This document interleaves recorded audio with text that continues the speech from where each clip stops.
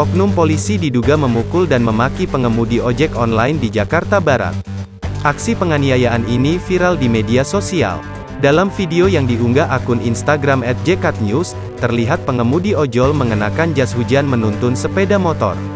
Seorang temannya turut membantu memindahkan sepeda motor ke sisi kiri jalan. Dalam rekaman video, pria tersebut juga mengaku sebagai anggota Polri.